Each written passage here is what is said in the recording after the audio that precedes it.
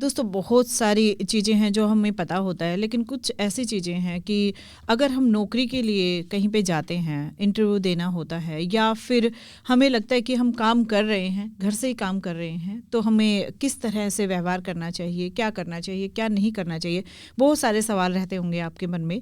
तो इसी तरह के कुछ सवालों के जवाब लेकर हम हाजिर हैं गुड़गांव की आवाज़ रेडियो पे प्रोग्राम जन जानकारी में। नमस्कार दोस्तों, मैं हूँ शर्मिला और आप सुन रहे हैं गुड़गांव की आवाज़ सामुदायिक रेडियो 107.8 मेगाहर्ट्ज़, और हमारे साथ मैकवरी से उमा शर्मा जी हैं। तो उमा जी, बहुत बहुत स्वागत है गुड़गांव की आवाज़ रेडियो पे। Thank you so much ma'am. जी, बहुत बहुत वेलकम जी। और यहाँ पे हम दोस्तों आपसे कहना चाहेंगे कि ये लाइव प्रोग्राम है और 1:31 हो चुके हैं। आज है 12 दिसंबर 2024 और ये प्रोग्राम हम गुड़गांव की आवाज़ रेडियो एग्रेसर के सहयोग से लेकर आते हैं। तो अगर आपके कुछ भी सवाल हो इंटरव्यू से जुड़े हुए, अगर आप भी अभी तैयारी कर रहे हैं कहीं जॉब लगने के लिए और जाना चाहते हैं कि हाँ भाई मेरा भी 4 दिन बाद इंटरव्यू होने वाला है, तो मैं क्या करूँ क्या ना करूँ, और आप टेंशन में चल रहे हैं, तो अभी कॉल कर सकते हैं। अभी कॉल करने के लिए नंबर होगा 8800475080, यानी कि 8800475080, और दूसरा नंबर होगा 9873551078, यानी कि 9873551078।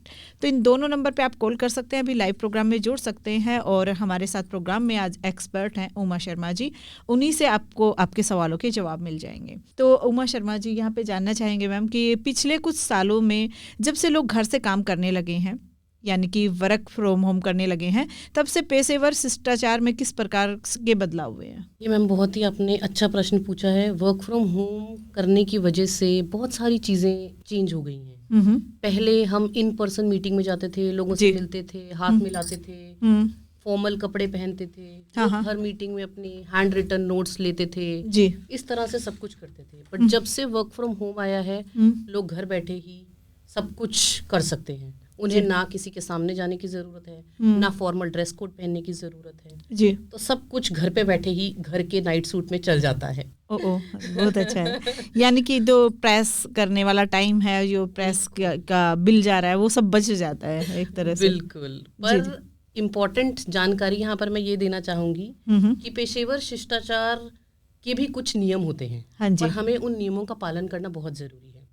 जैसे कि जब हम घर से काम करते हैं जी, उस समय बहुत ज़रूरी है कि अगर मेरी मीटिंग का जो टाइम दिया गया है, मैं उस मीटिंग के टाइम पे लॉगिन करूं जी। बहुत बार ये देखा गया है कि जैसे कि 1 बजे मेरी मीटिंग है, तो कोई मीटिंग के अंदर 1:05 पे ज्वाइन कर रहा है, कोई 1:10 पे ज्वाइन कर रहा है। ये चीज़ सामने वाला अच्छा नहीं समझता, क्योंकि उन्हें लगता है कि अगर हम ये मीटिंग घर से ना कर रहे होते, सामने एक दूसरे के सामने बैठकर कर रहे होते, तो ज़्यादा अच्छे से हो जाती। पर कोविड ने ऐसी सिचुएशन ला दी थी कि हमें घर से काम करना एक बहुत ज़रूरी काम बन गया था।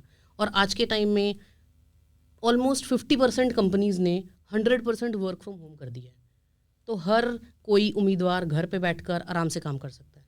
तो इन पेशेवर शिष्टाचार की चीज़ों को ध्यान में रखते हुए हमें हमेशा टाइम पे अपनी मीटिंग में लॉगिन करना चाहिए। हमें अपनी बैकग्राउंड हमेशा क्लियर रखनी चाहिए। कई बार क्या होता है, हम सामने वाले से बात कर रहे हैं, वैसे तो बहुत सारे केसेस में देखा गया है कि लोग अपनी वीडियो ऑन ही नहीं करते जी। ये भी एक पेशेवर शिष्टाचार है कि हमें हमेशा हर मीटिंग में अपना वीडियो ऑन करना चाहिए। उससे हम सामने वाले से आई कांटेक्ट मेंटेन करके सेम फीलिंग ला सकते हैं जो हम सामने एक दूसरे के साथ बात करते हुए लाते हैं। तीसरी चीज़, बैकग्राउंड क्लियर होने के लिए कई बार हमने देखा है, अब घर में बच्चे हैं तो बच्चा कोई इधर से जा रहा है, कोई उधर से जा रहा है जी। तो ये चीज़ें भी सामने वाले को कई बार ऐसे लगती हैं कि ये इंसान घर पे तो बैठ के काम कर रहा है, बट ये पेशेवर शिष्टाचार का पालन नहीं कर रहा जी।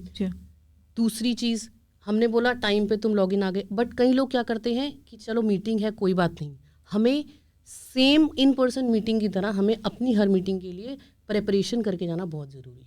तैयारियां जो होती है वो ज़रूरी है। हर मीटिंग के लिए मुझे पता होना चाहिए। सिर्फ ये नहीं कि घर से मीटिंग है, मेरी सामने वीडियो भी नहीं दिखेगी तो कोई बात नहीं, सब चल जाएगा, बट रिस्पेक्ट करनी उस मीटिंग के अंदर जितने भी लोग आए हैं, क्योंकि हम उनका भी समय इस्तेमाल कर रहे हैं, अपना भी समय यूटिलाइज कर रहे हैं, तो बहुत ज़रूरी है कि हम उसके लिए प्रिपरेशन कर आएँ।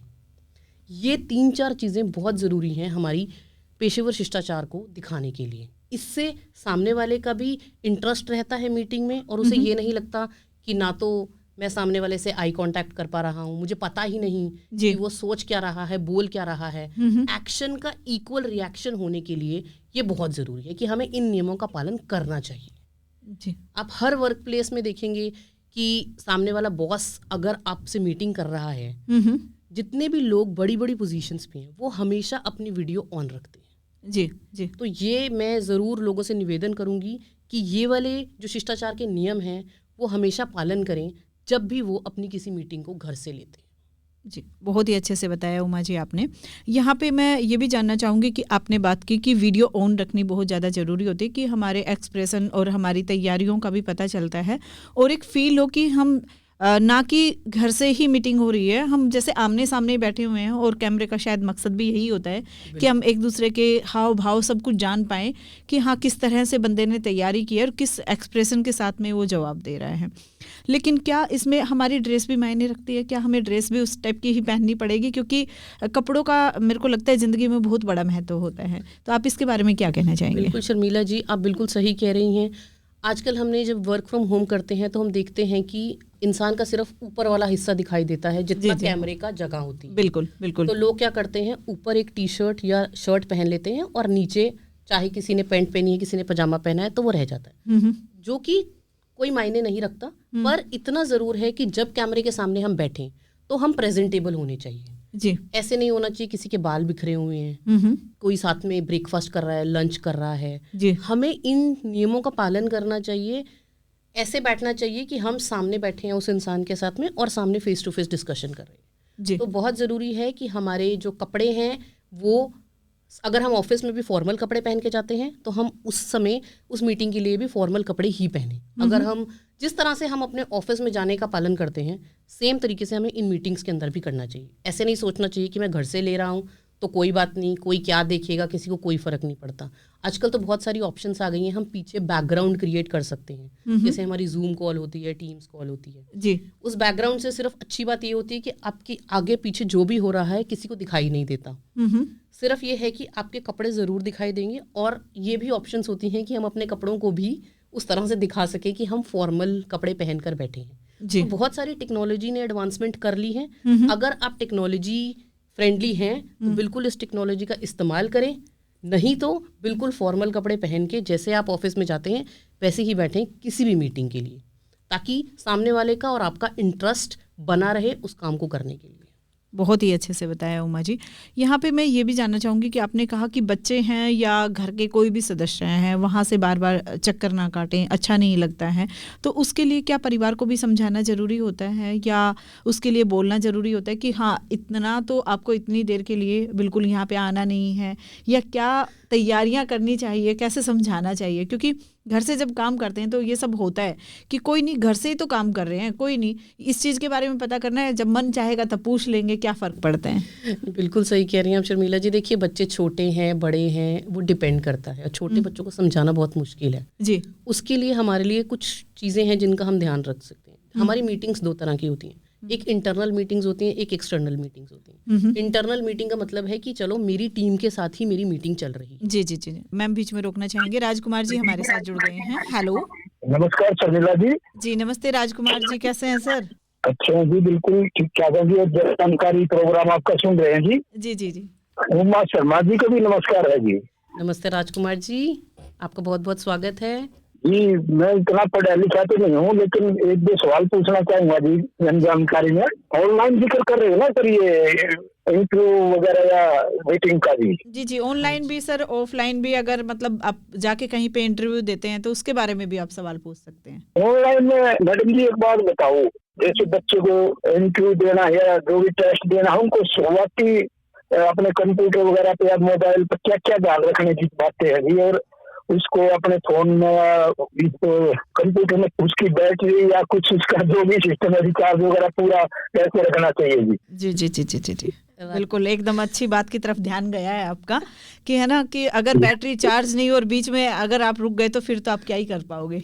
बिल्कुल जी। सो राजकुमार जी, इसका सीधा सा मैं आपको जवाब देना चाहूँगी। जब भी आप अपने घर से ऑनलाइन इंटरव्यू आपका बच्चा दे रहा है, कुछ चीज़ें हैं जिनका आप बिल्कुल ध्यान रखिए। सबसे पहली चीज़ कि अगर आपको इंटरव्यू का जो इन्फॉर्मेशन आया है, क्योंकि आजकल बहुत सारे साधन हैं, जैसे टीम्स हो गया, स्काइप हो गया, जूम हो गया, ये कुछ माध्यम हैं जिनमें इंटरव्यू लिया जाता है। तो बहुत ज़रूरी है कि आपके बच्चे को इन चीज़ों को इस्तेमाल करना आता हो, कि किस तरह से मैं उसमें लॉगिन करूंगा, मेरे पास उसकी पूरी डिटेल्स हैं कि नहीं है, क्या नंबर डालना है, क्या नाम होगा, ये सब चीज़ों का ध्यान रखना बहुत ज़रूरी है। इसके लिए आप यूट्यूब में, गूगल में सर्च कर सकते हैं, उसमें आपको पूरा का पूरा शुरू से लेकर अंत तक बता दिया जाएगा कि आपको कैसे लॉगिन करना है, किस तरह से आप आवाज़ सुन पाएंगे। दूसरी चीज़ ये तो बिल्कुल ज़रूरी है कि आपके लैपटॉप के अंदर या कंप्यूटर के अंदर बैटरी होना बहुत ज़रूरी है। पता चला उधर से सवाल पूछा इंटरव्यूअर ने और इधर से बैटरी खत्म। दूसरी चीज़ ये हो गई। तीसरी चीज़ ये है कि आपके पास में कैमरा होना बहुत ज़रूरी है। लैपटॉप के अंदर या कंप्यूटर के अंदर कैमरा चलना बहुत ज़रूरी है। इंटरव्यू के समय बहुत जगह ये मान्यता रखी गई है कि आप अपनी वीडियो ऑन करके रखें, और जैसे कि मैंने बताया, अपना एक प्रभाव क्रिएट करने के लिए बहुत ज़रूरी है कि आप अपनी वीडियो को ऑन रखें। उसके लिए आपका कैमरा चलता होना चाहिए, उसकी भी सेटिंग्स पहले से हमें पता होनी चाहिए। और ये सब काम इंटरव्यू स्टार्ट करने से एक दिन पहले हमें सब कुछ सेट करना चाहिए जी। टेक्नोलॉजी है, अंत मोमेंट पे कभी भी धोखा दे सकती है, तो हमें बहुत ज़रूरी है कि अच्छे से टेस्टिंग करके इन 3-4 चीज़ों का ध्यान करके हम तैयारी करके रखें कि इंटरव्यू जैसे ही स्टार्ट होगा मेरा सब कुछ रेडी है। अगर कुछ भी चीज़ गलत हो गई तो इंटरव्यूअर के पास में पहले ही ये चली जाएगी इन्फॉर्मेशन कि मैं तैयारी करके नहीं आया और मैं खुद ही नर्वस हो जाऊंगा। जी जी जी जी। तो राजकुमार जी, ये सब चीज़ें बहुत ज़रूरी हैं जब भी आपका बच्चा या कोई भी इंटरव्यू देने के लिए जाए। बहुत ही अच्छे से। मैडम जी, हाँ जी एक सवाल और है जी, जैसे कुछ परिवार के पढ़े लिखे होते हैं माँ बाप बच्चे के, और कुछ अनपढ़ हैं जी, कुछ कम पढ़े लिखे हैं। तो जो कम पढ़े लिखे बच्चे हैं उनको इंटरव्यू देने से पहले किसकी सहायता लेनी चाहिए जी, या टेस्ट देने से पहले जी? देखिए, चाहे कुछ ऐसे भी घर हैं जहाँ पर फाइनेंशियली इतनी अवेलेबिलिटी नहीं है चीज़ों की, या फिर हम बोलें उनके माँ बाप पढ़े लिखे नहीं हैं, बट आज की डेट में हर छोटे बच्चे को फ़ोन चलाना ज़रूर आता है जी। तो आप अपने बच्चों से कहें, फ़ोन के अंदर ही गूगल या यूट्यूब, ये 2 ऐसी चीज़ें हैं जो छोटे से छोटा बच्चा, मेरी बेटी 4 साल की है, उसको भी यूट्यूब चलाना आ गया है अब तो आप यूट्यूब चलाइए, उसमें हिंदी में हर ऑप्शन होती है। अगर आपको लिखना नहीं आता तो आप उसका स्पीकर ऑन करके बोल के अपना प्रश्न पूछ सकते हैं, जैसे सर आप रागनी निकालते हैं। जी जी जी जी। तो बोल के अपने प्रश्न पूछिए। आजकल टेक्नोलॉजी बहुत आगे बढ़ चुकी है राजकुमार जी, आपका बच्चा यूट्यूब से सब कुछ सीख सकता है। जितनी चीज़ें मैंने आपको बताई, यूट्यूब करो मुझे जूम कैसे चलाना है, वो आपको पूरी की पूरी वीडियो दे देगा हिंदी में। आप उस वीडियो को सुनेंगे और आपको सब समझ आ जाएगी कि मुझे किस तरह से इंटरव्यू के लिए अपनी चीज़ों को इस्तेमाल करने के लिए रेडी रखना है जी। और जी मैडम, एक सवाल और है, जैसे टेस्ट इंटरव्यू देना है नौकरी का, बच्चे को लेटर पहुंच गया भैया फलाने दिन आपका, उस तारीख को आपका टेस्ट इंटरव्यू है। हरियाणा से दिल्ली में बहुत जगह देखा जी, मेरा हरियाणा के बच्चे दिल्ली में आते हैं जी। जी जी, जो भी है सर, तो उनको कहीं भी जा सकते हैं। हाँ जी, तो उनको अपने साथ क्या लाना चाहिए और क्या नहीं लाना चाहिए, और वो सफर में कुछ भूल जाते हैं, उनको कैसे तैयारी करनी चाहिए जी वहाँ इंटरव्यू टेस्ट देने से पहले? बहुत अच्छा सवाल किया है राजकुमार जी आपने, और इस सवाल का जवाब उमा जी अभी दे रही हैं, तो आप रेडियो पे सुनिएगा। थैंक यू सवाल करने के लिए, बहुत ही अच्छा लगता है कि आप जुड़ते हैं और इतने अच्छे से सवाल कर पाते हैं। Thank you sir. नमस्कार जी। जी, तो उमा जी, हाँ जी, तो ये हो सकता है कि जब हम एक शहर से दूसरे शहर जाएं इंटरव्यू देने के लिए, या हमारा सफ़र दूर का हो, तो हमें किन किन बातों का ध्यान रखना चाहिए और क्या क्या डॉक्यूमेंट्स या क्या चीज़ें हमारे पास होनी बहुत ज़्यादा ज़रूरी होती है। वो हो सकता है एक पानी की बोतल भी बहुत ज़्यादा अहमियत रखती है, तो प्लीज़ आप बताएं। बिल्कुल शर्मिला जी, ये बहुत ही महत्वपूर्ण सवाल है, क्योंकि बहुत सारे केसेस में देखा जाता है कि जब हम छोटे ज़िले में रहते हैं वहाँ पर इतनी नौकरियाँ मौजूद नहीं होती, जिसकी वजह से हमें दिल्ली जैसे बड़े शहर में आना पड़ता है जी। उसके लिए जब हम इंटरव्यू देने के लिए जा रहे हैं, जैसे कि हमने पहले बताया, तैयारी करना बहुत ज़रूरी है जी। उस तैयारी के लिए सबसे महत्वपूर्ण है कि हम एक दिन पहले अपनी तैयारी करके रखें। एंड मोमेंट तक अगर हम कोई चीज़ छोड़ेंगे तो गलती होना ही होना है। है। तो इसीलिए हमें ज़रूरी है, सबसे पहले इंपॉर्टेंट चीज़ होती है हमारा रिज्यूमे, जो कि हमारा बायोडेटा होता है, जिसमें हम अपने बारे में सब कुछ लिखते हैं। जी जी। अपने रिज्यूमे की, चाहे आप एक इंटरव्यू देने जा रहे हैं चाहे 2 देने जा रहे हैं, अपने पास अपने रिज्यूमे की 3 से 4 कॉपीज हमेशा रखें। और उस रिज्यूमे के अंदर आपने जो लिखा हुआ है, ऐसा नहीं होना चाहिए कि वो साइड से कटा हुआ है, फटा हुआ है। रिज्यूमे बिल्कुल ही सही अवस्था में आपको सामने इंटरव्यूअर के सामने पेश करना होगा। दूसरी इंपॉर्टेंट चीज होती है अपने डॉक्यूमेंट्स, क्योंकि हम एक अपनी जगह से उठकर कहीं और जा रहे हैं तो हमें अपने ओरिजिनल डॉक्यूमेंट साथ नहीं लेके जाना चाहिए। इंटरव्यू में जब पहली बार हम जाते हैं तो कोई भी इंटरव्यूअर आपके ओरिजिनल डॉक्यूमेंट्स नहीं मांगता। जी। आप हमेशा फोटोकॉपी करके अपना एक सेट बना के अपने पास रखें। कुछ होती हैं जैसे कि पुरानी कंपनी की सैलरी स्लिप्स और अपने 10वीं का 12वीं का, या आपने कोई अगर कोर्सेज किए हैं अपनी स्किल्स को डेवलप करने के लिए, उनसे रिलेटेड जितनी भी चीज़ें, उसका हमेशा एक सेट बनाकर अपने साथ लेकर जाइए। ये आपसे जनरली दूसरे राउंड ऑफ इंटरव्यू में पूछा ज़रूर जाता है, बट जब आप पहले राउंड में जाएंगे उस समय आपसे सिर्फ बातें होंगी, डिस्कशन होगी, आपकी टेक्निकल स्किल्स, आपकी सॉफ्ट स्किल्स बस ये देखी जाएंगी। तो मेन काम है आपका रिज्यूमे और आपके डॉक्यूमेंट्स, प्लस तीसरी चीज अपने कपड़े जो आपको लेकर जाने हैं इंटरव्यू में पहनने के लिए, उनका आराम से ध्यान रखिए। एक की जगह हमेशा बैकअप जरूर लेके जाइए दूसरे कपड़ों का, क्योंकि कई बार जब हम ट्रैवल करते हैं कुछ इधर उधर हो गया, हमारे पास बैकअप प्लान हमेशा होना चाहिए। बिल्कुल, क्योंकि इंटरव्यूअर कभी नहीं सुनेगा कि अरे मेरे साथ ये हुआ, मेरे साथ वो हुआ। हो सकता है रास्ते में बारिश आ जाए, है ना, कुछ भी हो, तो आप भीगे हुए तो नहीं जा सकते ना किसी के सामने। बिल्कुल। इन चीज़ों का हमें ध्यान रखना बहुत ज़रूरी है। बिल्कुल, बहुत ही अच्छे से बताया उमा जी। दोस्तों, आप सुन रहे हैं गुड़गांव की आवाज़ सामुदायिक रेडियो 107.8 मेगाहर्ट्ज़ और प्रोग्राम चल रहा है जन जानकारी। आज हम बात कर रहे हैं जॉब इंटरव्यू के बारे में। अगर आपके कुछ सवाल हैं तो कॉल जरूर कीजिएगा। नंबर होगा 88 00 47 50 80 और दूसरा नंबर 98 73 55 10 78 9873 551078। तो राजकुमार जी अभी रेडियो सुन रहे होंगे, उनके सवाल का जवाब मिल गया होगा। दोस्तों, अगर आपके भी कोई सवाल हैं तो इन नंबर पे कॉल कर सकते हैं, अभी लाइव प्रोग्राम का हिस्सा बन सकते हैं। अभी समय की बात करूं तो 1:48 हो चुके हैं। आज है 12 दिसंबर 2024। तो जल्दी से फ़ोन कीजिएगा और अपने सवालों के जवाब लीजिएगा। यहाँ पे उमा जी मैं जानना चाहूँगी, जब हम इंटरव्यू देने के लिए जाते हैं, है ना, तो हमारी जो टोन है क्या उसका भी कोई महत्व होता है? और कई बार होता है कि हम हाथ कांपने लगते हैं, घबरा जाते हैं, गला सूखने लगता है, या कुछ लोगों को तो मैंने देखा कि मतलब पैरों को ही हिलाने लग जाते हैं, है ना। तो क्या ये सब हो जाता है या क्यों होता है, तो फिर क्यों होता है? शर्मिला जी, आपने ये सवाल ऐसा पूछा है जो हर कोई इसका उत्तर जानना चाहेगा कि मैं किस तरह से अपने आप को प्रेजेंट करूं इंटरव्यू के सामने, मेरी बॉडी लैंग्वेज क्या होनी चाहिए, मैं किस तरह से उसको प्रश्नों का उत्तर दूं, या अगर मुझे लग रहा है कि मैं नर्वस हो रहा हूं तो उसको हटाने के लिए मैं क्या करूं जी। तो इसके लिए कुछ टिप्स देती हूं मैं आपको।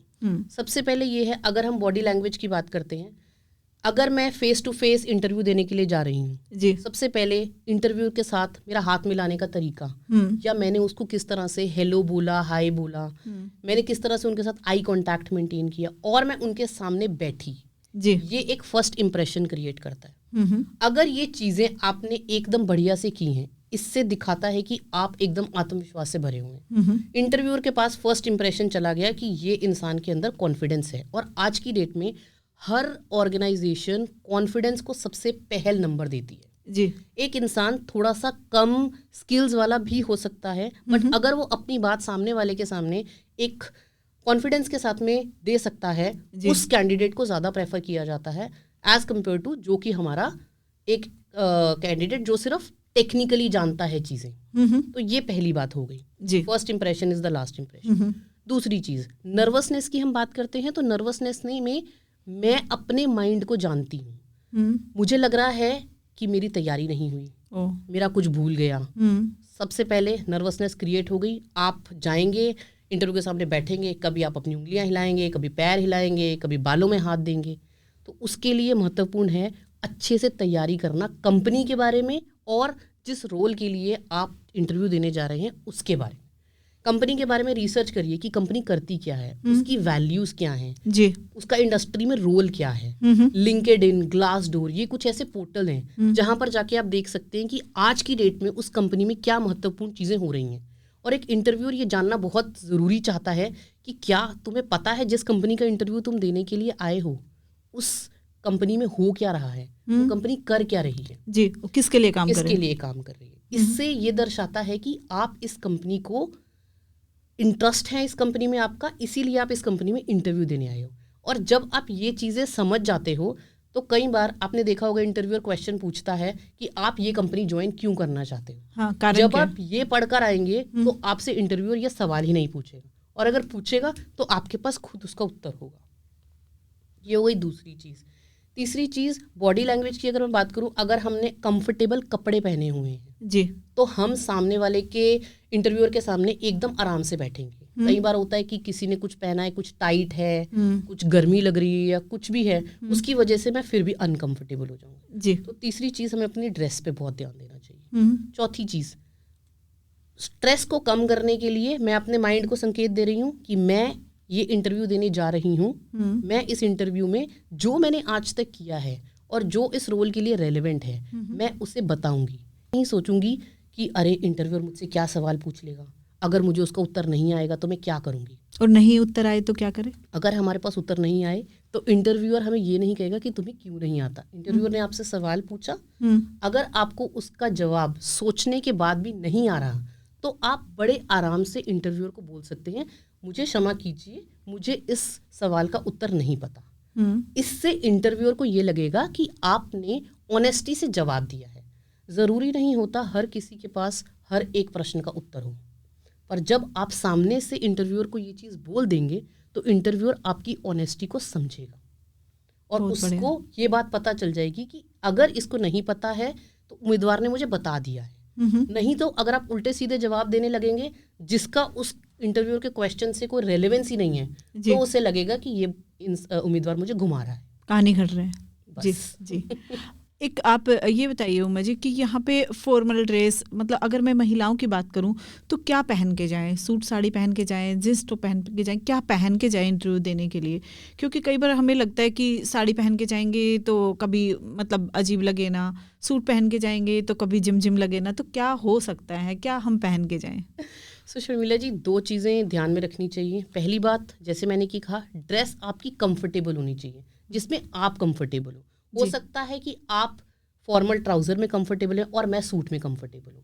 सूट है, चाहे साड़ी है, चाहे ट्राउज़र है जी, शर्ट, ये सब कुछ इंडियन अटायर में फॉर्मल की डेफिनेशन में आता है जी। तो आप जिसमें कंफर्टेबल है वो पहन के जाइए। बस कुछ चीज़ों का ध्यान रखिए कि जो कपड़े आपने पहने ज़्यादा चमक धमक वाले ना हो कि जिससे इंटरव्यूअर सिर्फ आपके कपड़ों को ही देखता रहे जी। ठीक है, आप ज़्यादा ज्वेलरी नहीं पहने, सिंपल बनकर जाएं और उस रोल को आपको देखना चाहिए कि जैसे कि अगर मैं किसी जूनियर पोजीशन के रोल के लिए जा रही हूँ तो उसके अकॉर्डिंग मुझे ये देखना चाहिए कि मैं नॉर्मल बन के जाऊँ, जिस तरह से मेरा हाव भाव होंगे उस तरह से इंटरव्यूअर मुझे जज करेगा। अगर आप किसी लीडरशिप पोजीशन के लिए जा रहे हैं और आपको पता है कि जैसे कोई कंपनी है जिसमें बाहर के लोग आएंगे, कोई बाहर का, इंडिया से बाहर का होगा, जिनको जैसे कह सकते हैं सूट और साड़ी, उन्हें भी पता है कि इंडियन अटायर, चाहे वो साड़ी है चाहे वो सूट है, वो फॉर्मल में आता है। तो चाहे वो इंडिया के लोग हैं चाहे बाहर के लोग हैं, कोई भी सूट और साड़ी पे कोई आपत्तिजनक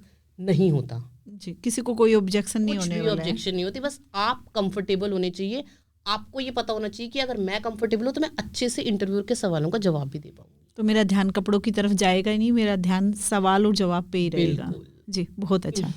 दोस्तों, आप सुन रहे हैं गुड़गांव की आवाज़ सामुदायिक रेडियो 107.8 मेगाहर्ट्ज़ और प्रोग्राम चल रहा है जन जानकारी। फिलहाल लाइव प्रोग्राम है, तो आप कॉल कर सकते हैं, हमारे साथ प्रोग्राम में जुड़ सकते हैं। अगर आपका कोई भी सवाल है इंटरव्यू से जुड़ा हुआ, या आप देने जा रहे हैं अभी और आपको टेंशन हो रही है कि क्या करूं मैं, मेरे को क्या क्या तैयारियां करनी होगी, जो भी सवाल है कॉल ज़रूर कीजिएगा। नंबर होगा 8800475080, यानी कि 8800475080, और दूसरा नंबर होगा 9873551078, यानी कि 9873551078। उमा शर्मा जी, जब जॉब इंटरव्यू की तैयारी करते हैं, है ना, तो वहाँ पे सबसे ज़्यादा गलतियाँ क्या होती हैं? तो शर्मिला जी, उम्मीदवारों की सबसे बड़ी गलती होती है कि पहली बात तैयारी ना करके जाना, दूसरी बात जिस रोल के लिए वो तैयारी करने जा रहे हैं उसके बारे में बिल्कुल भी पता ना होना जी, तीसरी बात कुछ ऐसे प्रश्न होते हैं जो हमें पता है कि इंटरव्यूअर पूछेगा ही, जैसे कि आप अपने बारे में बताइए। कई उम्मीदवार इसी में ढेर हो जाते हैं, वो अपने बारे में बताने में ही नर्वस हो जाते हैं। क्यों? क्योंकि वो तैयारी करके नहीं आए होते।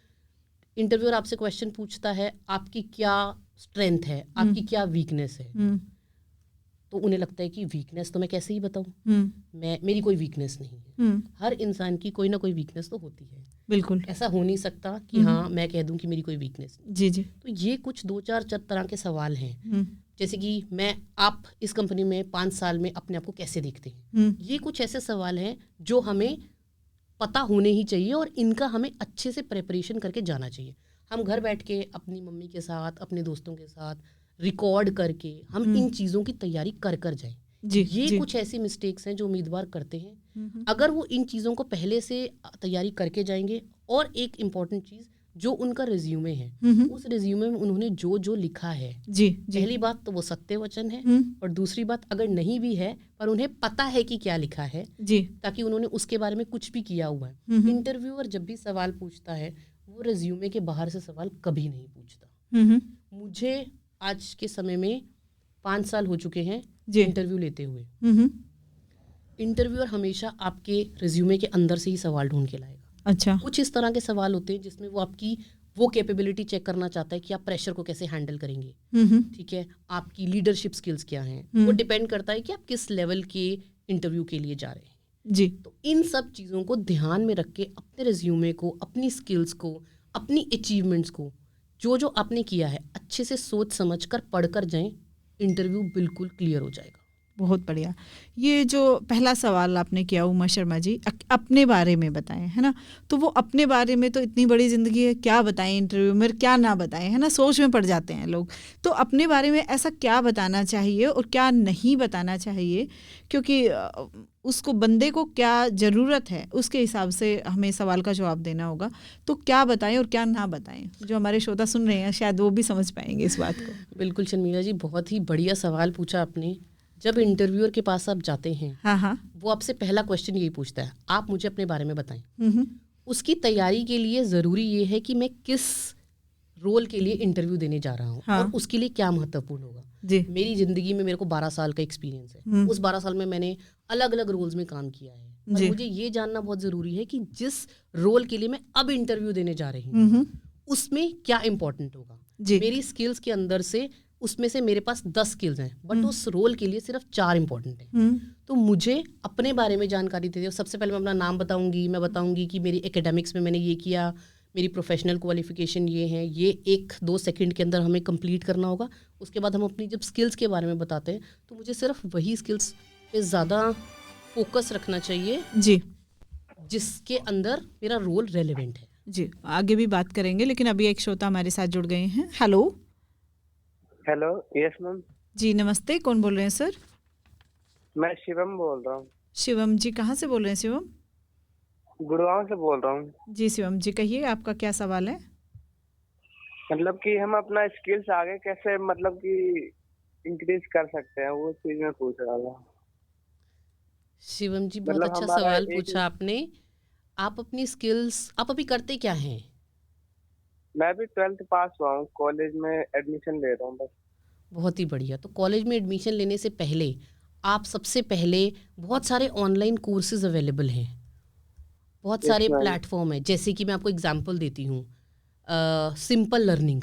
सिंपल लर्निंग एक ऐसा प्लेटफॉर्म है जहाँ आप गूगल करेंगे, वहाँ पर आपके बहुत सारे कोर्सेज अवेलेबल हैं। जैसे कि आपका ध्यान किस चीज़ में ज़्यादा है, जैसे कि हम बोले आप कोडिंग करना चाहते हैं तो कोडिंग से रिलेटेड आपके पास वहाँ पे बहुत सारे कोर्सेज हैं जिनको आप कर सकते हैं। लिंक्डइन हमारा एक ऐसा प्लेटफॉर्म है, आप वहाँ पे अपनी जैसी कम्युनिटी से, जैसे आप कोडिंग करना चाहते हैं या अकाउंटिंग करना चाहते हैं, बहुत सारे लोग उस फोरम के अंदर होते हैं, आप उनसे बात कर सकते हैं। उससे रिलेटेड कोर्स होते हैं जिनके कोई ज़्यादा चार्जेस नहीं होते, तो आपको ना तो ज़्यादा कुछ पे करना पड़ेगा। आप इन ऑनलाइन कोर्सेज को समझ कर अपनी और अंडरस्टैंडिंग को बनाइए कि मैं इस तरफ जाना चाहता हूँ, अकाउंटिंग की तरफ, फाइनेंस की तरफ, कोडिंग की तरफ। जब आप उन कोर्सेज को करेंगे तो आपका दिमाग उस तरफ जाना पसंद करेगा जिस तरफ आपका इंटरेस्ट पड़ रहा है। तो आपके स्किल्स को डेवलप करने के लिए ये ऑनलाइन प्लेटफॉर्म्स बहुत ज़्यादा इंपॉर्टेंट है। तो आप इनमें देखिए, यूट्यूब करिए, उनमें आपको लिस्ट आ जाएगी उन पोर्टल्स की जहाँ पे आप जाके ये ऑनलाइन कोर्सेज कर सकते हैं। उससे आपको बहुत मदद मिलेगी। Yes ma'am. जी शिवम जी, और कुछ सवाल है सर? मैम यही पूछ रहा था। जी जी, उम्मीद करते हैं शिवम कि आप जो अभी उमा जी ने बताया इस पे ध्यान देंगे और आगे बढ़ पाएंगे। थैंक यू कॉल करने के लिए, बहुत बहुत धन्यवाद। Okay ma'am. जी दोस्तों, आप भी हमारे साथ अभी लाइव प्रोग्राम में जुड़ सकते हैं गुड़गांव की आवाज़ रेडियो पे। अभी जन जानकारी प्रोग्राम में भाग लेने के लिए नंबर होगा 8800475080, यानी कि 8800475080, और दूसरा नंबर होगा 9873551078, 9873551078।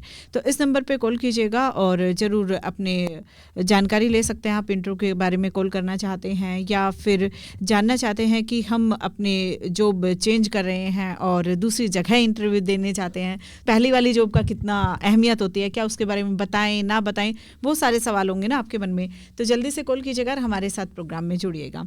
अभी उमा शर्मा जी ये जानना चाहेंगे कि जब हम एक जॉब छोड़ दें और दूसरी जगह इंटरव्यू देने जाते हैं, कि कई बार लगता है कि यहाँ से तो हम पक गए हैं, या फिर पैसा कम है, वहाँ पे ज़्यादा पैसा मिल रहा है तो वहाँ चले जाते हैं।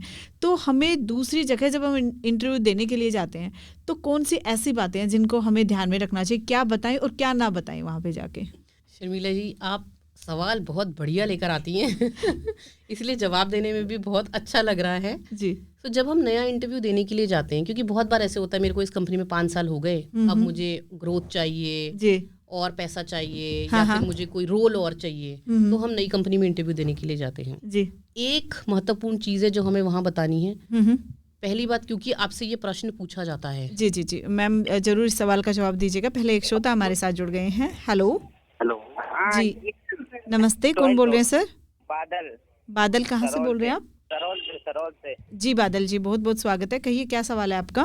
मैं 12th कर चुका हूँ। क्या अच्छा 12th कर चुके हो? हाँ जी, बताएं। अभी जॉब करनी है आपको?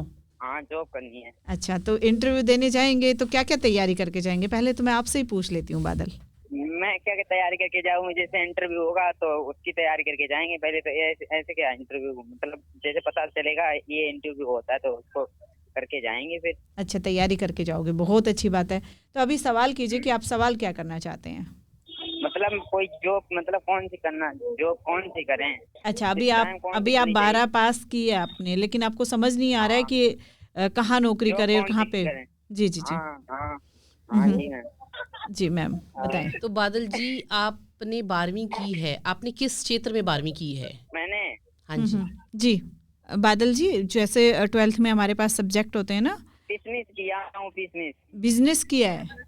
पीसीबी। जी जी जी किया हूँ। कॉमर्स किया है आपने? कॉमर्स से पढ़ाई की आपने? हाँ जी मैम। जी। अच्छा, तो बादल जी, जैसे अगर आपने कॉमर्स से पढ़ाई की है तो आपके पास बहुत सारी ऑप्शंस हैं आगे देखने के लिए। आप बीकॉम कर लीजिए, आप सीए कर लीजिए, आप सीएस कर लीजिए। ये वाली सारी वो ऑप्शंस हैं जो कि आप कॉमर्स बैकग्राउंड से रिलेट करती हैं। आपका ध्यान किस तरफ ज़्यादा है? अकाउंटिंग की तरफ आप जाना चाहते हैं? आप सोचते हैं कि आपको नंबर्स से प्यार है, नंबर्स में आप बहुत बढ़िया हैं, आप उस तरफ अगर सोचना चाहते हैं तो आप अकाउंटिंग की तरफ जाइए। जैसे कि मैंने अभी पहले भी बताया, बहुत सारे हमारे पास कोर्सेज अवेलेबल हैं अपने आप को इंट्रोस्पेक्ट, ये जानने के लिए कि मैं क्या करना चाहता हूँ आगे अपने जीवन में। तो उसके लिए आप अगर फाइनेंस में जाना चाहते हैं तो फाइनेंस से रिलेटेड कुछ कोर्स ढूंढिए, उस कोर्स में जानिए कि हाँ, ये कोर्स मैं कर रहा हूँ, क्या मुझे समझ आ रही है, मैं अपना करियर इसमें बनाना चाहूँगा। अगर आपको लगता है नहीं, तो आप अकाउंटिंग की तरफ देखिए, उससे रिलेटेड चीज़ें समझिए। जिस तरफ आपका इंटरेस्ट होगा उस तरफ आप डेवलप करिए। आपके लिए ऑप्शंस बहुत सारी हैं, फाइनेंस है, अकाउंटिंग है, आप एमबीए कर सकते हैं, उसके बाद बीए कर सकते हैं। हर चीज़ में डिपेंड करता है कि आपका इंटरेस्ट कहाँ है। जी, पवन सुन पा रहे हैं? हाँ जी जी, कौन बोल रहे हैं? सलीम बोल रहा हूँ मैम, गुड़गांव से। जी सलीम जी, बहुत बहुत स्वागत है प्रोग्राम जन जानकारी में। कहिए क्या सवाल है सलीम जी? मैम ये कह रहा, मैंने बी आर्ट कर रखी है, तो मेरे को 3 साल जॉब करते हैं, इसमें और आगे क्या बढ़ा सकते हैं? बीए आर्ट्स कर रखी है आपने? हाँ जी। ओके, और आप अभी जॉब किस क्षेत्र में करते हैं? मैं डीएलएफ में करता हूँ, टीटी स्पेस कंपनी। अच्छा, नहीं, आपका रोल क्या है? मेरा आर्किटेक्ट आर्किटेक्ट और इंटीरियर डिजाइनिंग का। हाँ जी। आपने नाम क्या बताया अपना? सलीम जी। सलीम जी, आर्किटेक्ट और इंटीरियर डिजाइनिंग के अंदर तो बहुत सारी ऑप्शंस अवेलेबल है गुड़गांव के अंदर। गुड़गांव में अगर आप जाएंगे हाँ तो वहाँ पर बहुत सारी ऐसी कंपनियां हैं जो कि ये इंटीरियर डिजाइनिंग के अंदर आपको बहुत अच्छे पैकेजेस भी प्रोवाइड करती हैं, जिसमें आप कंस्ट्रक्शन कंपनीज हो गई, उन कंस्ट्रक्शन कंपनीज के अंदर जो बेसिकली ये बिल्डर्स बनाते हैं है ना, घर बनाते हैं या विला बनाते हैं, उनके अंदर आपके लिए बहुत सारी अच्छी ऑप्शंस हैं। आप आर्किटेक्ट में ही आगे कुछ करना चाहते हैं या फिर कुछ और सोच रहे हैं? नहीं, आर्किटेक्ट में ही कर रहे हैं ना।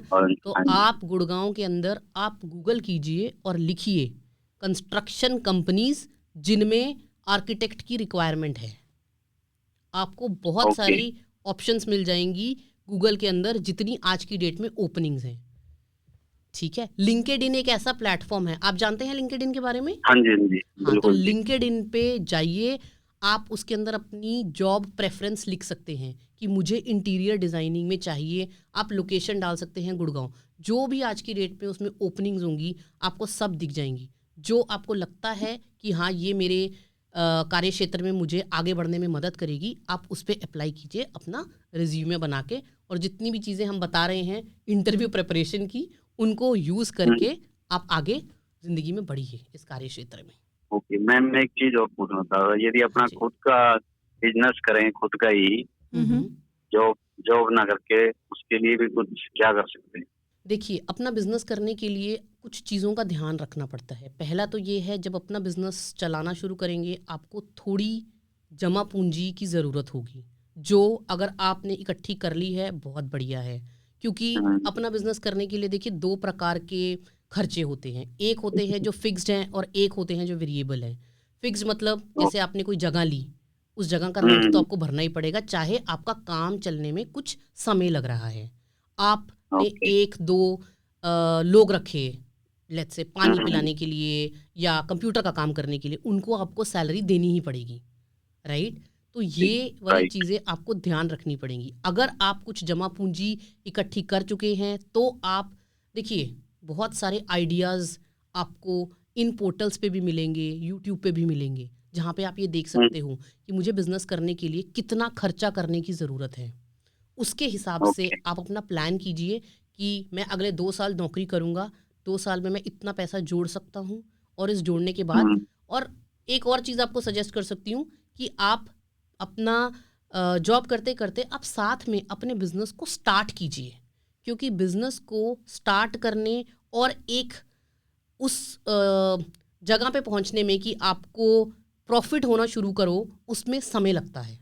तो उस समय के लिए आपके पास वो पूंजी होनी बहुत ज़रूरी है। आप इकट्ठे अपने जॉब के साथ में बिजनेस के बारे में सोचिए, धीमे धीमे शुरू कीजिए, और जब आपको लगेगा कि वो समय आ गया है कि अब मैं अपने बिजनेस को पूरे अच्छे से डेवलप करना चाहता हूँ, उस समय आप सोचिए कि मैं अपनी नौकरी को अब छोड़ सकता हूँ, क्योंकि घर भी तो चलाना है, पैसा तो चाहिए। बिल्कुल जी, बिल्कुल। थैंक यू सर सवाल करने के लिए। सलीम जी बहुत बहुत धन्यवाद गुड़गांव की आवाज़ रेडियो पे जुड़ने के लिए। जी दोस्तों, आप भी कॉल कर सकते हैं, हमारे साथ प्रोग्राम में जुड़ सकते हैं। नंबर होगा 8800475080। एक श्रोता और जुड़ गए हमारे साथ में। हेलो, गुड आफ्टरनून जी। गुड आफ्टरनून सर, कौन बोल रहे हैं? मैम मैं सरौल से विजय बोल रहा हूँ। विजय जी बहुत बहुत स्वागत है गुड़गांव की आवाज़ रेडियो पे प्रोग्राम जन जानकारी में। कहिए क्या सवाल है विजय जी? मैम मैं ये जानना चाहता हूँ कि हमारा लड़का युवराज सिंह जो लिटिल फ्लावर में पढ़ता है, वो मैम अभी कक्षा 8 में पढ़ रहा है, 8 क्लास में जी। उसका अक्सर कर बोला करता हूँ मैं सॉफ्टवेयर इंजीनियर बनूंगा, क्योंकि जैसा आप लोग सलाह देते हैं कि बच्चे के ऊपर कोई प्रेशराइज नहीं करना चाहिए कि आप ये करो वो करो, बच्चा किस क्षेत्र में जाना चाहता है उसको आप देखो, है ना सर? तो मैम वो मैं जानना चाहता हूँ, उसको सॉफ्टवेयर इंजीनियर बनने का शौक है तो उसको कौन सी पढ़ाई जाए कि वो सॉफ्टवेयर इंजीनियर बने? जी मैम। तो सलीम जी बहुत बढ़िया सवाल पूछा आपने। देखिए आज के समय में ये बहुत ज़रूरी है कि जिस तरफ बच्चे का इंटरेस्ट है हमें उसको उस तरफ करने देना चाहिए, क्योंकि क्या होता है अगर हम उसके ऊपर प्रेशर डालेंगे कि तू ये नहीं कर पर वो कर जो मैं चाहता हूँ, उससे क्या होता है कि उसका दिमाग उस चीज़ में उतना नहीं चल पाता। जी। अच्छा, ठीक है। तो अगर आपका बच्चा बोल रहा है कि मुझे सॉफ्टवेयर इंजीनियरिंग करनी है, तो आप उसको सपोर्ट कीजिए सॉफ्टवेयर इंजीनियरिंग करने के लिए। अब मैम उसको कौन सा कोर्स कराएं और किस क्लास के बाद कराएं? देखिए, हर चीज की प्रेपरेशन शुरू हो जाती है जब आप इतने समझदार हो जाते हैं कि आपको दीन दुनिया में क्या हो रहा है। अगर आपके बच्चे को ये पता चल गया है कि वो सॉफ्टवेयर इंजीनियरिंग करना चाहता है, तो मतलब आपका बच्चा इतना मैच्योर हो गया है कि उसे समझ में आ रहा है कि मुझे अपने जीवन में आगे जाके किस कार्य क्षेत्र में काम करना होगा जी। तो सॉफ्टवेयर इंजीनियरिंग के लिए आप उससे आज की डेट में 8वीं से ही उसको प्रिपेयर करवाना शुरू कीजिए, क्योंकि सॉफ्टवेयर इंजीनियरिंग करने के लिए हमारे पास AIEEE, IIT बहुत सारे ऑप्शंस होते हैं। उसके लिए उनका जनरल नॉलेज, उनकी कम्युनिकेशन, उनकी इंग्लिश, उनका मैथ, ये सब में अव्वल होना बहुत ज़रूरी है। तो आप इन चीज़ों पर ध्यान दीजिए और उनको कहिए कि इन चीज़ों पर फोकस करें, जिससे वो सॉफ्टवेयर इंजीनियरिंग में आगे बढ़िया से उत्तीर्ण हो पाएंगे। तो मैम वो 12th करने के बाद उसको मतलब अभी तो खैर उसको GK GS की बुकें या करंट अफेयर वगैरह या है ना मैम, बिल्कुल उससे बिल्कुल थोड़ा प्रिपरेशन साथ कराते रहें, उसकी प्लस क्वालिफिकेशन भी आगे चलने दें। बिल्कुल बिल्कुल, साथ में वो चलनी बहुत जरूरी है। ठीक है। तो मैम ये मैं पूछना चाह रहा था कि उसको मैं 12th करने के बाद वो डालें उसमें कि ग्रेजुएशन करने के बाद डालें? जब आप 11th की प्रेपरेशन करनी शुरू करते हैं ना, उस समय ये सब चीजें ओपन हो जाती हैं। तो 11वीं कक्षा के समय आपको ये ध्यान देना है कि आप उसको इन चीज़ों की ट्यूशन्स में या जो क्लासेस होती हैं उन सब में डाल दें, ताकि वो समय रहते ही अच्छे से प्रिपेयर कर ले। तो अच्छा ये मैम मतलब 2 साल में तक बच्चा क्वालिफिकेशन भी कंप्लीट करेगा प्लस वो एंट्रेंस भी क्वालिफाई कर पाएगा। बिल्कुल। अच्छा। बहुत बढ़िया विजय जी, बहुत ही अच्छे से सवाल पूछा आपने। थैंक यू हमारे साथ प्रोग्राम में जुड़ने के लिए। Thank you.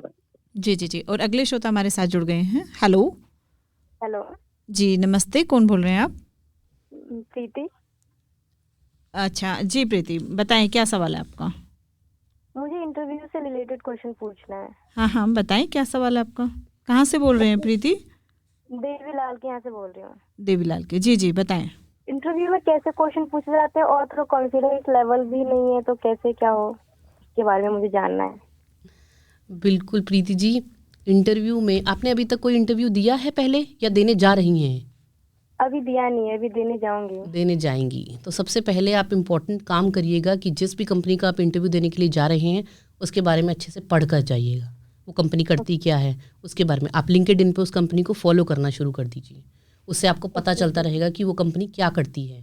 जिस रोल के लिए आप इंटरव्यू देने के लिए जा रही हैं वो एक और इम्पॉर्टेंट चीज़ है।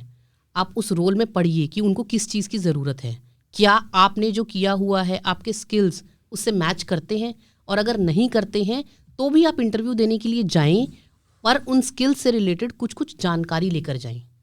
आप इंटरव्यू में जाकर किसी सवाल का आपको उत्तर नहीं पता या वो ये कहते हैं आपको कि आपके स्किल्स तो मैच नहीं करते, तो आप उनको ये कह सकती हैं कि मैं अपना कार्य क्षेत्र आगे जाकर इन स्किल्स में डेवलप करना चाहती हूँ और इसके लिए मैं बहुत सारे ऑनलाइन कोर्सेज भी अपने आप को साइन अप कर चुकी हूँ, जिससे इंटरव्यूअर को लगेगा कि हाँ, चाहे आपको उन स्किल्स के बारे में पता नहीं है बट आप अपनी तरफ से पूरी कोशिश कर रही हैं उन चीज़ों को जानने का। Okay ma'am.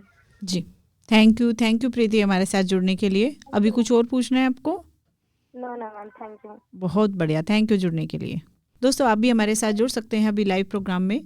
2:15 हो चुके हैं। आप भी कॉल कर सकते हैं, हमारे साथ प्रोग्राम में जुड़ सकते हैं। अभी हमारे साथ प्रोग्राम में जुड़ने के लिए नंबर होगा 88 00 47 50 80, यानी कि 8800 47 5080, और दूसरा नंबर होगा 98 73 55 10 78 9873 55 1078।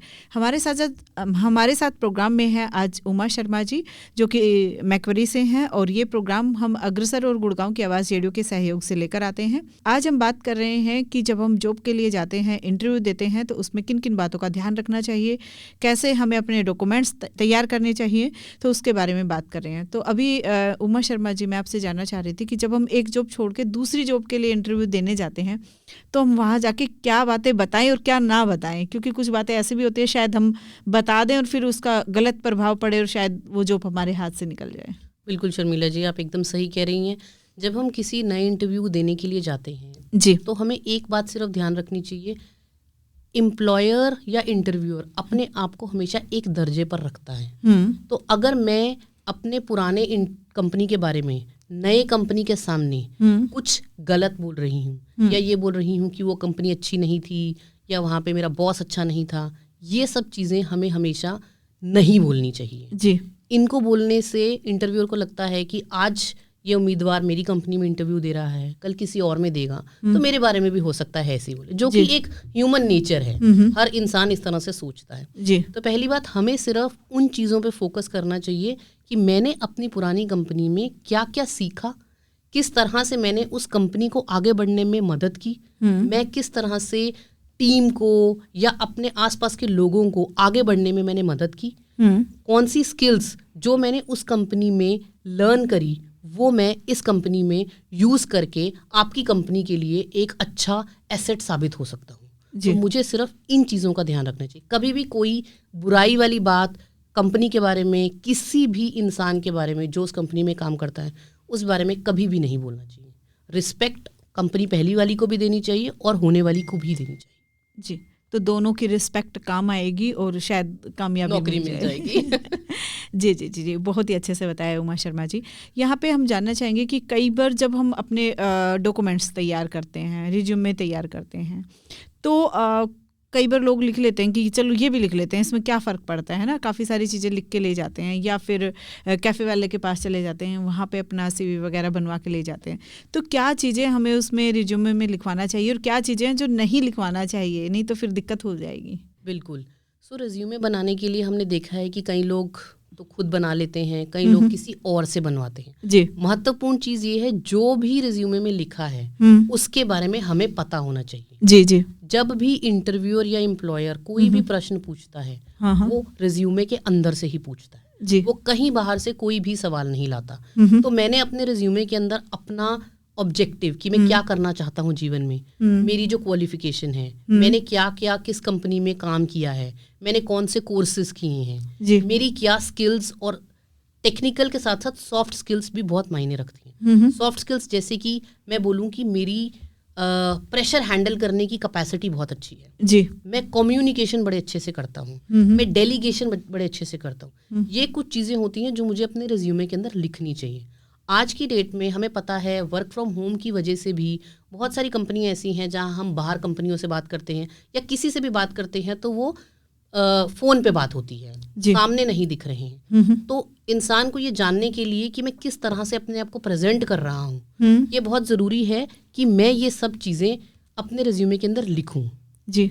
देखो, जब मैं किसी एम्प्लॉयर से मिलने जा रहा हूँ, मुझे नहीं पता, ना वो मुझे जानता है ना मैं उनको जानती हूँ, तो ये बहुत ज़रूरी है कि मुझे अपने आप को एक स्टोरी की तरह प्रेजेंट करना है कि मेरा जीवन किस तरह से चल रहा है और मैं क्या क्या सीख चुका हूँ जी। जैसे ही आप ये चीज़ें बताएंगे उसी से रिलेटेड इंटरव्यूअर आपसे क्वेश्चन पूछेगा और उन क्वेश्चन का आंसर आपको पता होगा। क्यों? क्योंकि आपने खुद CV के अंदर ये लिखा है जी। आपकी अचीवमेंट्स, आपने क्या अवार्ड जीते, क्यों जीते, क्या इवेंट हुआ था जिसकी वजह से आपको वो अवार्ड मिले, उन चीज़ों को आपको इंटरव्यूअर को दिखाना बहुत ज़रूरी है।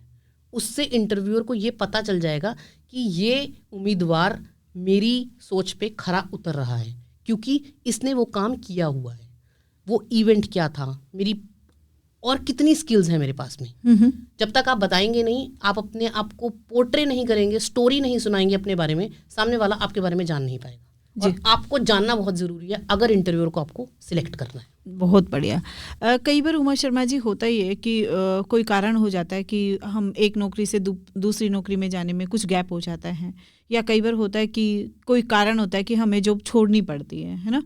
तो क्या हम जब इंटरव्यू देने के लिए जाएं और तो ये चीज़ें हम बताएं नहीं बताएं कि कंपनी से निकाल दिया था या गैप हो गया था या कोई भी कारण है, तो और बताएं तो कैसे बताएं? अगर किसी ने पूछ भी लिया कि आप की इतनी एज हो गई है ना, इतने दिन से आपने जॉब की ही नहीं है ना, या की थी आपको निकाल दिया गया, तो फिर कैसे पेश करें इस चीज़ को? तो शर्मिला जी, इस प्रश्न का उत्तर मैं आपको 2 तरह से देना चाहूँगी।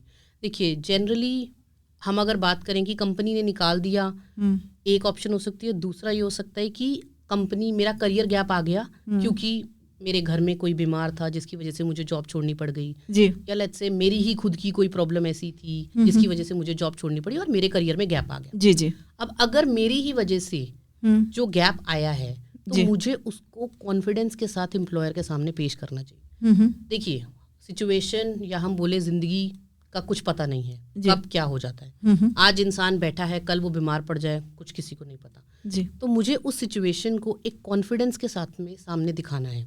मैं उस समय एम्प्लॉयर को ये बोल सकती हूँ कि मेरी हेल्थ कंडीशंस की वजह से या कहें कि मेरे घर में किसी बीमारी की वजह से मेरे करियर के अंदर गैप आ गया, पर उस समय में मैंने अपने आप को ऐसा नहीं किया कि मैं कुछ नहीं करता था, मैंने अपने आप को डेवलप करा, मैंने थोड़े कोर्सेज किए, जिन कोर्सेज को करके मुझे ये पता चला कि मैं और आगे क्या करना चाहता हूँ। तो ये जवाब मुझे हमेशा आत्मविश्वास के साथ देना चाहिए। आप ये नहीं सोचें कि अरे अगर मेरे करियर में गैप आ गया तो एम्प्लॉयर मुझसे पूछेगा अरे तुमने तो काम नहीं किया 2 साल, अब तुम कैसे करोगे। तो आपको ये दिखाना है कि उस समय मैंने इतनी स्किल्स लर्न कर ली कि उनको लर्न करके मैं अब आगे आने वाली अपनी जॉब में बहुत अच्छे से काम कर पाऊंगा और आपकी कंपनी के लिए ग्रोथ साबित करूंगा।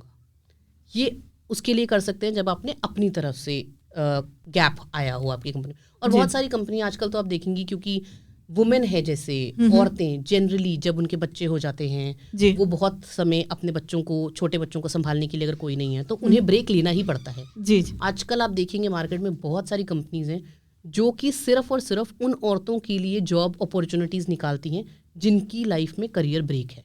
तो आज की दौर में ये नहीं देखा जाता कि करियर गैप आ गया तो क्यों आ गया। आज के दौर में ये एक अच्छी चीज़ देखी जाती है कि आप अपनी प्रोफेशनल और पर्सनल दोनों लाइफ को मैनेज कर रही हैं। ये औरतों के लिए बहुत बढ़िया चीज़ आई है आजकल।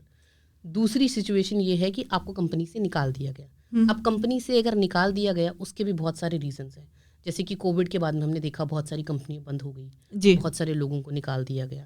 उसमें भी कंपनी की स्ट्रैटेजी पे फर्क पड़ता है कि कंपनी के पास इतने लोगों के लिए जगह नहीं है तो उन्होंने निकाल दिया। उस समय भी हमें कभी भी अपने पुराने एम्प्लॉयर की बुराई नहीं करनी चाहिए। हमें ये सोचना चाहिए कि उस कंपनी के अंदर कुछ ऐसा हुआ जिसकी वजह से उनके पास हमें रखने के लिए जगह नहीं थी और उन्होंने हमें और अपॉर्चुनिटी दी कि तुम मार्केट में जाके अपने लिए और जॉब ढूंढो। तो हमें कभी भी सामने वाले एम्प्लॉयर के सामने पुरानी कंपनी की बुराई नहीं करनी है, चाहे उस कंपनी ने हमें निकाला है जी। Honesty is the best policy. हमें पता है, हमारे दिमाग में हमेशा ये बात आती है कि मेरा घर चल रहा था, अब मुझे कंपनी से निकाल दिया है। देखिए, हर किसी के जीवन में अलग अलग सिचुएशंस आती हैं। हमें सिर्फ ये पता होना चाहिए कि हम उन सिचुएशंस को बिना प्रेशर लिए किस तरह से हैंडल करें। बहुत बढ़िया, बहुत ही अच्छे से बताया आपने। दोस्तों, आप सुने हैं गुड़गांव की आवाज़ सामुदायिक रेडियो 107.8 मेगाहर्ट्ज़ और प्रोग्राम चल रहा है जन जानकारी। आप भी कॉल कर सकते हैं, इस लाइव प्रोग्राम में भाग ले सकते हैं। अभी प्रोग्राम में भाग लेने के लिए नंबर होगा 88 00 47 50 80 और दूसरा नंबर 98 73 55 10 78 9873 551078। अभी आप कॉल कर सकते हैं, इस प्रोग्राम का हिस्सा बन सकते हैं। अभी 2:24 हो चुके हैं और ये प्रोग्राम 2:30 बजे तक यानी 2:30 तक चलने वाला है। तो कॉल कीजिए और अपने सवालों के जवाब लीजिएगा। उमा शर्मा जी, एक सवाल जो काफ़ी सारे लोग पूछते हैं और एक श्रोता हमारे साथ जुड़ गए हैं, पहले उनका सवाल लेते हैं। हेलो जी, नमस्ते, कौन बोल रहे हैं? नमस्ते, मैं मनीषा बोल रही हूँ, गांधीनगर गुड़गांव से। जी मनीषा, बहुत बहुत स्वागत है गुड़गांव की आवाज़ रेडियो पे। कहिए, क्या सवाल है आपका? मैम, मेरा सवाल है कि जब हम इंटरव्यू के लिए जाते हैं तो हमें CV के अलावा अपने साथ और कौन कौन से डॉक्यूमेंट लेके जाने चाहिए? जी मनीषा जी, जब भी आप इंटरव्यू के लिए जाएं, पहली बात तो अपना CV भी आप एक नहीं, उसके लिए 2 या 3 कॉपीज़ लेकर जाएं, वो बहुत ज़रूरी है। दूसरी चीज़, आपके जो डॉक्यूमेंट्स, आपका 10th का सर्टिफिकेट, 12th का सर्टिफिकेट, या अगर आपने कोई ऑनलाइन कोर्स कर रखे हैं, कोई सर्टिफिकेशन कर रखी है, ये सब डॉक्यूमेंट्स की फ़ोटोकॉपी साथ लेके जाएँ। इंटरव्यू जाते समय हम ऑलरेडी इतना सोच रहे होते हैं, तो ओरिजिनल डॉक्यूमेंट्स उस टाइम पे ना तो कोई इंटरव्यूअर मांगता है, तो ना कोई ज़रूरत होती है। तो आप अपने सर्टिफिकेट्स पुराने वाले, अपनी ग्रेजुएशन की डिग्री प्लस ये सर्टिफिकेट और अपनी सैलरी स्लिप्स जो आप करंट कंपनी में काम कर रहे हैं, वो सैलरी स्लिप्स, बस ये कुछ चीज़ें होती हैं जिनको लेके जाना आपको अनिवार्य है। इसके अलावा इंटरव्यूअर आपसे कुछ भी नहीं मांगता। जी, बहुत बहुत धन्यवाद जी हमारे साथ प्रोग्राम में जुड़ने के लिए और सवाल करने के लिए मनीषा जी। थैंक यू जी। यहाँ पे उमा शर्मा जी सवाल जानना चाह रही थी कि जब हम इंटरव्यू देने के लिए जाते हैं तो हमें पूछा जाता है कि आप 5 साल बाद अपने आप को कहाँ देखना चाहेंगे, तो उस सवाल का जवाब कैसे दे सकते हैं? वो 5 साल वाला सिस्टम क्या होता है? 5 साल एक इंटरव्यूअर ऐसे सोचता है कि जनरली एक कंपनी के अंदर अगर कोई स्थायी रूप से काम करना चाहता है तो वो मिनिमम 5 साल तो इस कंपनी में काम करेगा, अगर वो उम्मीदवार इंटरेस्टेड है, काम करने वाला है, हार्ड वर्कर है जी। तो ये 5 साल का एक क्राइटेरिया यूज़ किया जाता है, क्योंकि 5 साल के पीछे भी एक फिलॉसफी है। हम कंपनी के बारे में जब सोचते हैं ना, या कंपनी को किस ऊंचाई पर लेकर जाना है, हम उसके लिए 5 साल एक अपना मोटिव रखते हैं कि मैं अगले इस 5 साल में क्या करूंगी जी, मैं अपना क्या खर्चा होगा, क्या इनकम होगी, तो उसके लिए कंपनियां 5 साल अपना एक मिनिमम क्राइटेरिया रखती हैं। इसीलिए हमेशा इंटरव्यूअर उस सवाल को 5 साल तक ही सीमित रखता है, 10 साल तक नहीं लेके जाता जी जी। तो उस 5 साल के अंदर अगर हम अपनी जिस जॉब रोल के लिए जा रहे हैं, अगर वो जूनियर लेवल का जो जॉब रोल है, तो हमें उसका उत्तर इस प्रकार देना चाहिए कि अगले 5 साल में मैं ये देखता हूँ कि आज मैंने जो स्किल्स डेवलप करी हैं उसको मैं ग्रोथ के लिए यूटिलाइज करूँगा, मेरी अकाउंटेबिलिटी, मेरे ऊपर और रिस्पॉन्सिबिलिटी मिलेगी। मैं आज एक डिवीज़न के अंदर काम कर रहा हूँ, मैं चाहूँगा कि मैं दूसरी डिवीज़न के अंदर भी काम करूँ, चाहे मैं खुद भी बढ़ सकूँ और कंपनी भी बढ़ती ही रहेगी। जी जी। दूसरी बात, अगर मैं कोई लीडरशिप पोजीशन के लिए ऑलरेडी देने जा रहा हूँ तो कंपनी तो एक लेवल पे है, तो मुझे सिर्फ ये दिखाना है कि मैं ऐसा क्या करूँगी ताकि अगले 5 साल में कंपनी की अंदर भी ग्रोथ हो जी। तो इस चीज़ का ध्यान रखना है कि लीडरशिप पोजीशन पे कंपनी और आप साथ साथ चलेंगे जी, जूनियर पोजीशन पे आप पहले चलेंगे और कंपनी बाद में चलेगी जी। बहुत बढ़िया। अब बात आती है पैसों पे, क्योंकि पैसों की ही शायद लगता है सारी लड़ाई है ना, पैसों के लिए ही हम नौकरी करने के लिए जाते हैं। तो क्या जब हम इंटरव्यू देने के लिए जाएं और कोई हमसे पूछे कि आप कितनी सैलरी की उम्मीद करके आए हैं, तो उसका जवाब हमें कैसे देना चाहिए, और बात करनी चाहिए सैलरी की या नहीं करनी चाहिए पहले ही? देखिए, बात तो बिल्कुल करनी चाहिए। सैलरी नहीं पता होगी या सैलरी मेरे अनुसार नहीं होगी तो मेरा उस जॉब में मन नहीं लगेगा जी, ठीक है। तो सैलरी की बात तो करनी चाहिए। अब कैसे करनी चाहिए? बहुत सारे उम्मीदवार ये सोचते हैं कि अरे अगर मैंने सैलरी के बारे में बात कर ली तो एम्प्लॉयर कहेगा कि अरे इसका दिमाग तो सिर्फ सैलरी में ही है, काम करने में इंटरेस्टेड नहीं है। पर ऐसा नहीं होता, एम्प्लॉयर ऐसा नहीं सोचता, ये हमारा एक भ्रम है जी। आप काम करने के लिए आए हैं, क्यों? क्योंकि आप पैसे कमाना चाहते हैं और अपने परिवार का पेट पालना चाहते हैं। बिल्कुल सही बात है। तो सैलरी के लिए जब भी आपसे एम्प्लॉयर पूछता है तो आप सीधा कभी उसको एक नंबर नहीं बताएं कि मेरे को 10 लाख रुपए चाहिए, ऐसे कभी भी नहीं बताएं। जिस रोल के लिए आप जा रहे हैं पहले उसके बारे में सर्च करके जाएं कि उस रोल पे कितना सैलरी मिलता है। ज़रूरी नहीं है आपको उतना मिलेगा, आपको कम भी मिल सकता है, ज़्यादा भी मिल सकता है, क्योंकि हर चीज़ डिपेंड करती है कि आपके पास कितने स्किल्स हैं, कितना आपका एक्सपीरियंस है। ये सब चीज़ें बहुत महत्वपूर्ण हैं जी। तो जब भी आपसे एम्प्लॉयर सैलरी की बात करे तो आप उसे एक रेंज दें। जैसे बोले 5 से 10 लाख रुपए, 7 से 8 लाख रुपए, पर वो अमाउंट उतना होना चाहिए कि जो उसकी मिनिमम रेंज है वो आपको एक्सेप्टेबल है। मैंने बोल दिया 10 से 15 लाख चाहिए, पर 10 लाख अगर मुझे कोई देगा तो मैं नहीं जाऊंगी, तो मुझे 10 लाख नहीं बोलना है जी। मैं बोलूंगी 12 से 15, क्योंकि 12 मेरा एक थॉट है कि मेरे को 12 तो चाहिए ही चाहिए जी। तो आपको हमेशा रेंज देनी चाहिए। कई बार ऐसे होता है कि वो सामने से आपसे सवाल, ये एक ऑप्शन हो सकती है कि वो इंटरव्यू से पहले पूछे और एक हो सकता है इंटरव्यू के बाद पूछे। जब तो इंटरव्यू से पहले पूछते हैं तो आप अपनी ये रेंज बिल्कुल बढ़िया से बता दीजिए, क्योंकि आपको पता है कि मार्केट के अंदर ये रेंज चल रही है और आराम से मुझे ये मिल जाएगा। दूसरा ऑप्शन हो सकता है जब इंटरव्यू हो गया सब कुछ, वो अब आपको सिलेक्ट करना चाहते हैं, उस समय आपसे वो पूछते हैं जी। उस समय आपके पास, वो कहते हैं ना, अब बॉल मेरे पास है, तो उस समय आप आराम से बता सकते हैं। रेंज तब भी दीजिए, बट आप हमेशा ये बोलिए कि मैं ओपन हूँ नेगोशिएशन के लिए। एम्प्लॉयर उन उम्मीदवारों को ज़्यादा पसंद करते हैं जो बात करना पसंद करते हैं। अगर कोई उम्मीदवार सिर्फ कह देता है मुझे तो 15 लाख रुपए चाहिए, ऊपर नीचे मुझे नहीं पता, ऐसे लोगों को जनरली एम्प्लॉयर भी पसंद नहीं करते जी। एम्प्लॉयर चाहते हैं कि आप मुझे बताइए, क्योंकि हर एम्प्लॉयर का एक बजट होता है, उसको उम्मीदवार को उस बजट के अकॉर्डिंग सिलेक्ट करना होता है। अगर उस एम्प्लॉयर को आप वो उम्मीदवार पसंद आ गया है जी, तो एम्प्लॉयर उस बजट से ऊपर भी चला जाएगा। पर उसके लिए बहुत ज़रूरी ये है कि हमारा इंटरव्यू बढ़िया से हो गया और उस एम्प्लॉयर को मैच चाहिए ही चाहिए जी। तो सैलरी की बात करते हुए कभी झिझके नहीं, जो आपके मन में है, क्योंकि जब तक आप को उतनी सैलरी नहीं मिलेगी जिस पे आप काम करना चाहते हैं, आप अपना जॉब कभी अच्छे से कर ही नहीं पाएंगे। आपको हमेशा लगेगा काम तो मैं बहुत कर रहा हूँ पर मुझे उस प्रकार का इनकम नहीं मिल रहा जी। फिर आपका दिमाग सोचेगा कि अब किसी और कंपनी में इंटरव्यू देना चाहिए। तो अपने आप को लाइफ में एक स्टेबिलिटी लाने के लिए बहुत ज़रूरी है कि ये वाली डिस्कशंस एम्प्लॉयर से ओपनली करें। बिल्कुल, वो आपकी बात मानेगा या आप उनकी बात मानेंगे, नहीं तो एक मिड लेवल पे कहीं पे दोनों का अग्रीमेंट हो जाएगा। बहुत बढ़िया, बहुत ही अच्छे से बताया Uma Sharma ji, thank you programme में आने के लिए, इतने अच्छे से बताने के लिए। चलते चलते हमारे जो श्रोता भी सुन रहे हैं, जो तैयारी करके बैठे हैं कि बस इंटरव्यू देने जाना है और मेरी जॉब लग जाए, तो उनको एक टिप्स क्या देना चाहेंगे आप? देखिए 3-4 टिप्स हैं जो बड़ी ज़रूरी हो गई हैं आज की डेट में जी।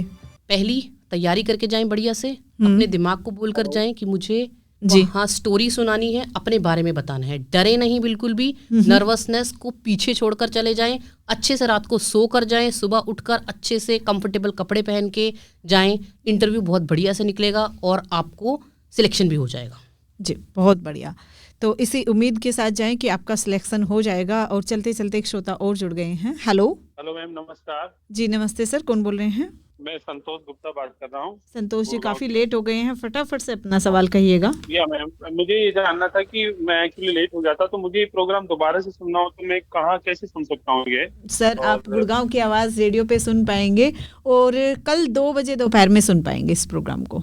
कल 2 बजे से दोबारा से ये लाइव आएगा क्या? लाइव नहीं आएगा सर, ये रिकॉर्डेड प्रोग्राम आएगा, तो कल 2 बजे सुन पाएंगे। आपके कुछ सवाल है तो गुड़गांव की आवाज रेडियो का जैसे लोग बोलते हैं कि आपका बायोडाटा अच्छा होना चाहिए, तो वो कैसे प्रिपेयर करें, कहाँ से कैसे मतलब अपने आप को प्रिपेयर करके जाएं?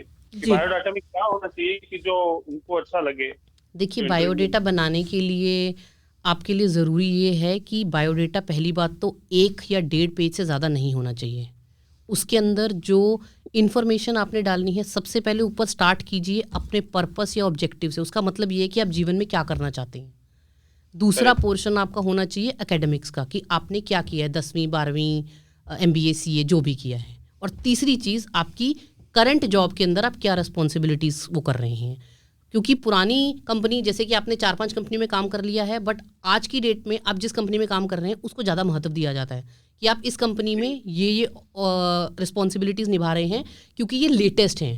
पुरानी चीज़ें इंसान कहता है ना कि मैंने आज ये किया था, वो 2 साल पहले किया था, मैं भूल गया, बट जो आप आज की डेट में कर रहे हैं वो ज़्यादा महत्वपूर्ण है। तो उन पे ज़्यादा फोकस कीजिए अपने रिज्यूमे में लिखने के लिए और इंटरव्यू में बताने के लिए भी जी। थैंक यू संतोष जी, जुड़ने के लिए बहुत बहुत धन्यवाद जी। थैंक यू मैम, अच्छा आंसर देने के लिए आपका बहुत बहुत शुक्रिया। और मैं ये प्रोग्राम दोबारा सुनना चाहता हूँ, कोई लिंक है तो आप मुझे बता दीजिए। जी सर, आप गुड़गांव की आवाज़ रेडियो सर्च करेंगे तो आपको ये रेडियो स्टेशन मिल जाएगा। गूगल पे जाइए, गुड़गांव की आवाज़ लिखिएगा और ये लिंक आ जाएगा, फिर आप इस पे टच करेंगे तो आप सुन पाएंगे। कल 2 बजे प्रोग्राम फिर से रिपीट होने वाला है, लेकिन सवाल नहीं कर पाएंगे तो उसके लिए आप गुड़गांव की आवाज़ रेडियो का व्हाट्सएप नंबर है। गुड़गांव की आवाज़ जो ये आपका FM रेडियो, इसका बहुत आभारी हूँ क्योंकि इस पे बहुत अच्छी चीज़ें आप लेके आते हो और बहुत ही मतलब मौका मिलता है कि आम आदमी भी आगे बढ़ सकता है। मैं आपका बहुत आभारी हूँ जी। Thank you Santosh ji, feedback देने के लिए बहुत बहुत धन्यवाद जी। तो जो भी श्रोता अभी सुन रहे हैं उनको कहना चाहेंगे कि गुड़गांव की आवाज़ रेडियो का व्हाट्सएप नंबर नोट कर लीजिए। अगर आपके मन में कोई भी सवाल है तो आप अपने सवाल लिख के रिकॉर्ड करके भेज सकते हैं। नंबर होगा 99 58 94 14 08, यानी कि 9958 941408। इस नंबर पे अपने सवाल भेजिएगा और आपके सवाल हम उमा शर्मा जी के पास भेजेंगे, आंसर आएगा तो आपके पास भेज देंगे।